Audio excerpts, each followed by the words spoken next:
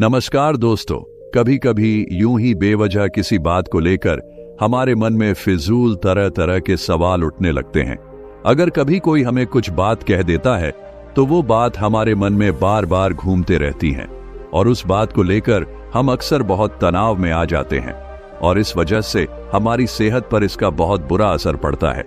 तो इस बेवजह उठ रहे सवालों को कैसे हम शांत कर सकते हैं, बेचैनी को कैसे शांत कर सकते हैं और हम इस तनाव से बाहर कैसे निकल सकते हैं, इस कहानी में मैं आपको गौतम बुद्ध की ऐसी 4 आदतों के बारे में बताने वाला हूं जिससे आप अपने जीवन में अपनाकर उस तनाव से बाहर निकल जाएंगे और अच्छे कामों में अपना जीवन व्यतीत कर एक अच्छी जिंदगी जी सकते हैं। यहां पर बताई गई यह 4 आदतें आपकी पूरी जिंदगी को बदल सकती हैं।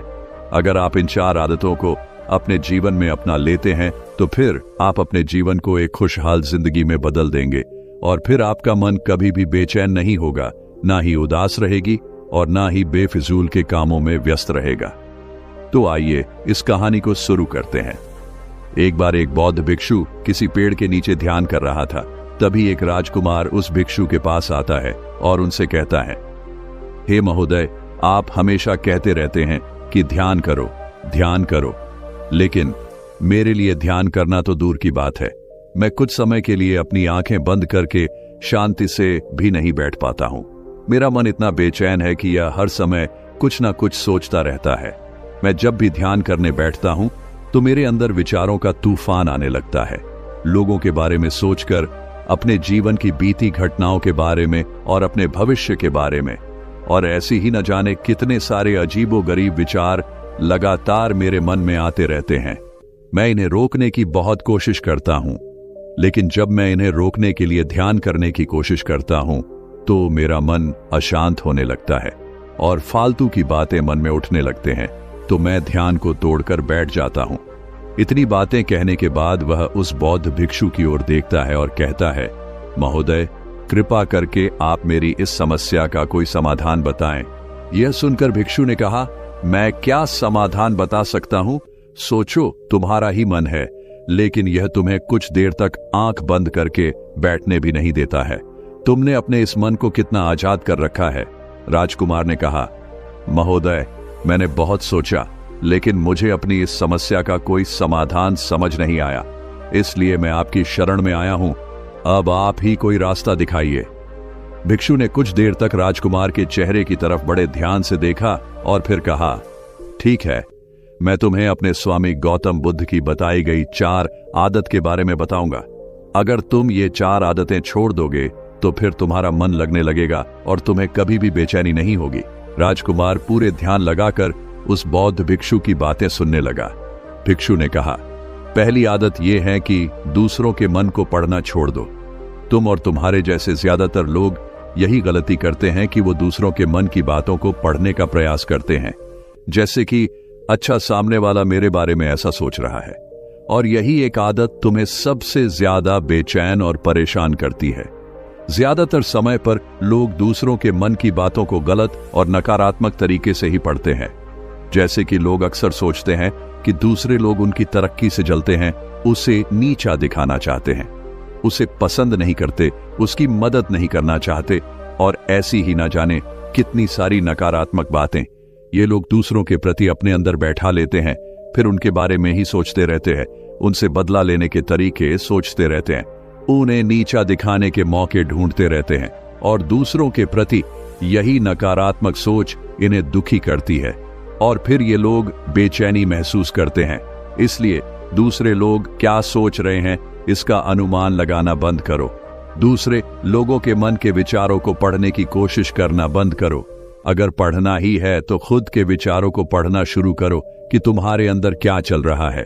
कहीं तुम नकारात्मक सोच, शिकायत या बुराई करने जैसी आदतों के शिकार तो नहीं हो रहे हो। फिर बौद्ध भिक्षु ने कहा, दूसरी आदत ये सोचना कि अगर असफल हो गए तो लोग क्या कहेंगे, कहीं लोग मुझ पे हंसेंगे तो नहीं। जो हंस रहा है उसे हंसने दो। लोगों के असफलता पर हंसना तो लोगों का धर्म है, क्योंकि अगर तुम सफल हो जाते तो यही वो लोग हैं जो तुम्हारी तारीफ करते, तुम्हें सम्मान देते, तुम पर गर्व करते। अगर तुम अपनी सफल होने पर दूसरों से तारीफ की उम्मीद करते हो तो अपनी असफलता पर उनके हंसने से तुम्हें दुखी नहीं होना चाहिए। और समस्या ही यही है कि हम इंसान असफलता को बुरा मानते हैं, जबकि असफल होना सफल होने से भी ज्यादा जरूरी है, क्योंकि बिना असफल हुए सफल इंसान के अंदर घमंड और दूसरों को खुद से छोटा समझने की भावना पैदा करती है, जबकि असफलता हमें विनम्र रहना, धैर्य रखना और लगातार प्रयास करना सिखाती है।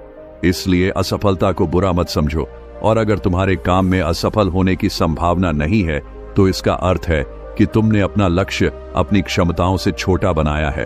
और अगर लोग तुम पर हंस नहीं रहे, तुम्हें ताने नहीं मार रहे हैं, तुम्हारी बुराई नहीं कर रहे हैं, तो इसका मतलब तुम अंदर से मरे हुए हो।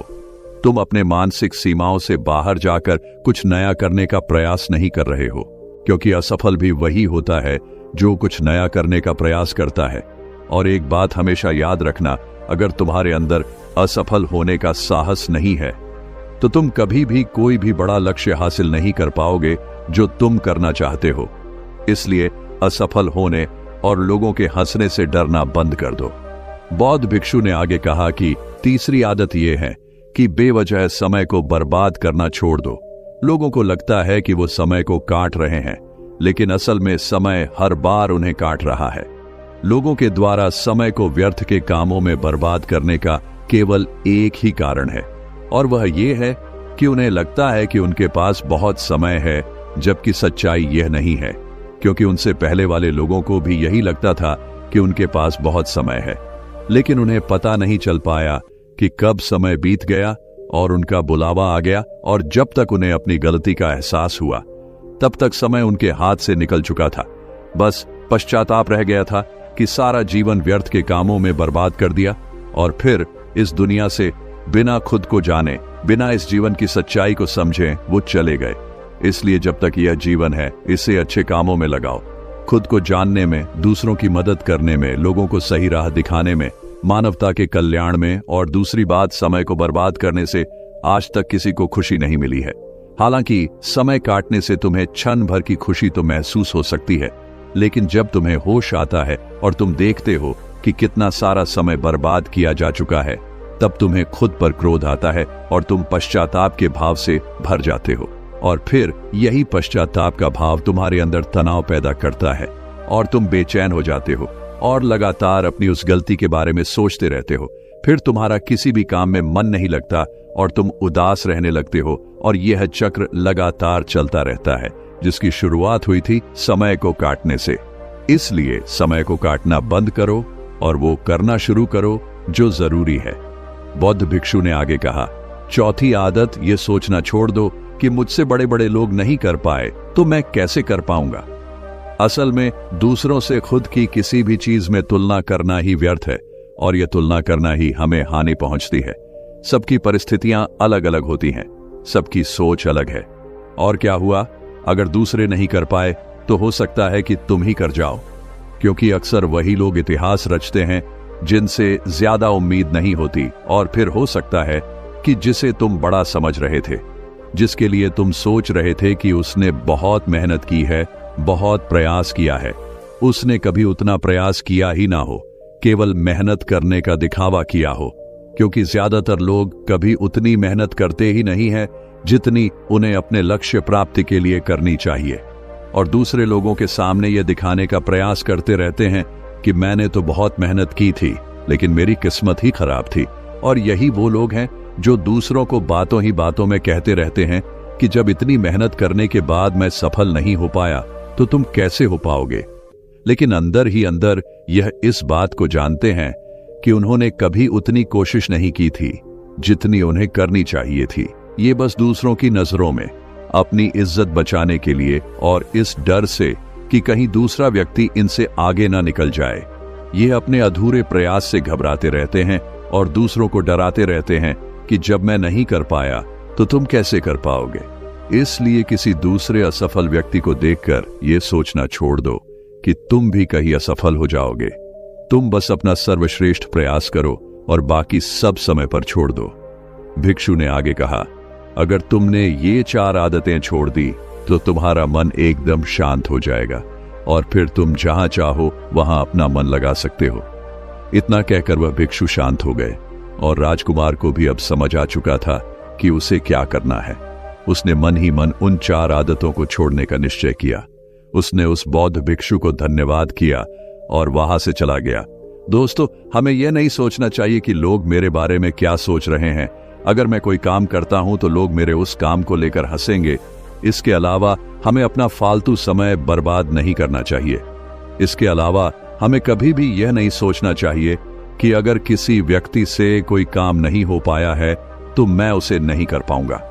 अगर आप मेहनत से किसी भी काम को करते हैं तो कोई भी काम छोटा या बड़ा नहीं होता और एक ना एक दिन सफलता अवश्य मिलती है। तो दोस्तों, अगर आपको ये कहानी पसंद आई है तो इसे लाइक करें, कमेंट करें और अपनों तक शेयर करें और हमारे इस चैनल को सब्सक्राइब करें ताकि आगे भी आपके लिए ऐसी कहानियां लेकर आते रहेंगे। तो आज के लिए बस इतना ही। फिर मिलूंगा आपसे अगले दिन ऐसे ही एक और नई कहानी के साथ। तब तक के लिए धन्यवाद।